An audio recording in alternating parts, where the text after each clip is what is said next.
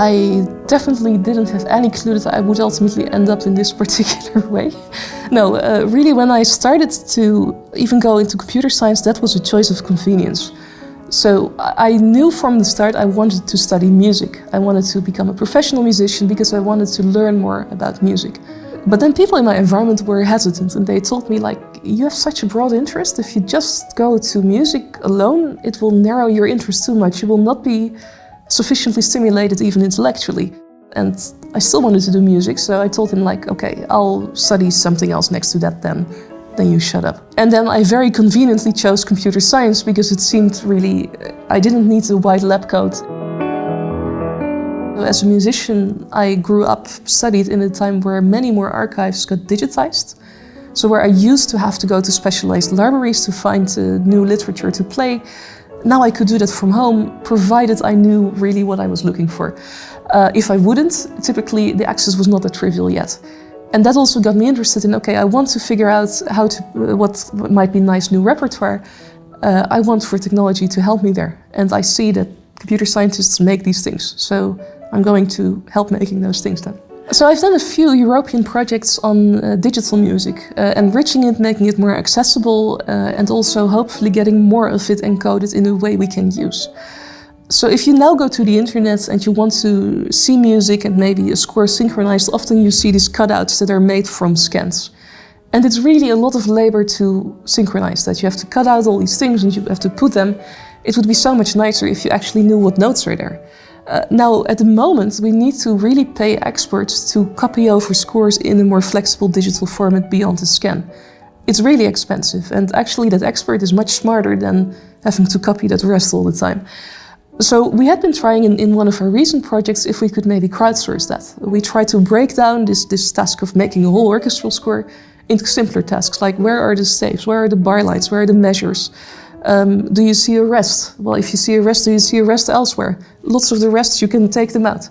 And that way we try to see if we could more collectively maybe ultimately have a community contributing to this. If maybe like a CAPTCHA, if you have just 5 seconds out there, you can just quickly say, like, yeah, there's a note out there, because there are so much uses possible then. You can think of more flexibly as an ensemble, for example, outputting parts versus a whole score, having annotations added to it, maybe your own rehearsal marks.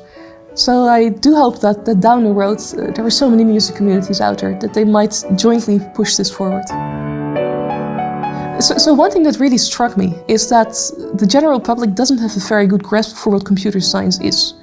Even in my family, I have a lot of family members asking me to fix their computers because Windows is so slow.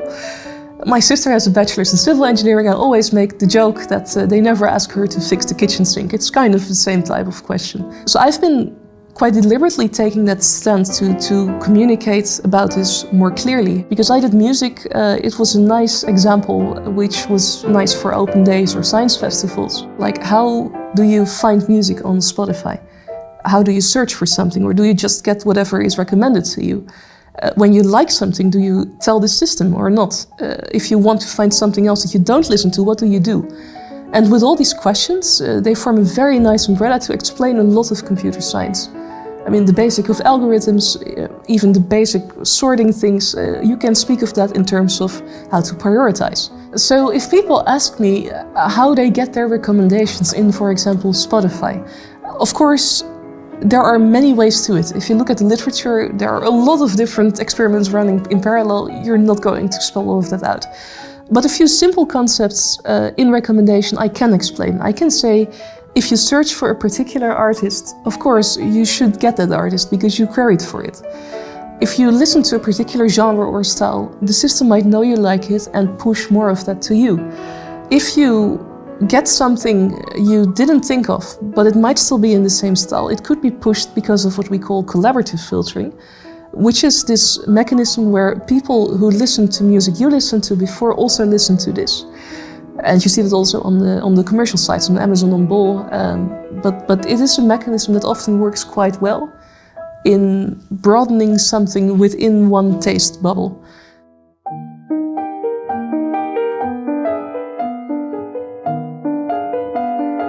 When you speak about music, people recognize this. People have interests there. And as soon as you settle on that, you can speak about these other big questions, questions of bias, questions of more ethical dilemmas, questions of systems that don't actually do what you think that they do. If I would have started there, it would have maybe been too abstract or maybe too polarized. If I would immediately speak about algorithmic discrimination as one example, people ideologically take a stance immediately. If I speak about me liking jazz or classical music and you liking rap, it's much less ideological, and algorithmically it's still the same.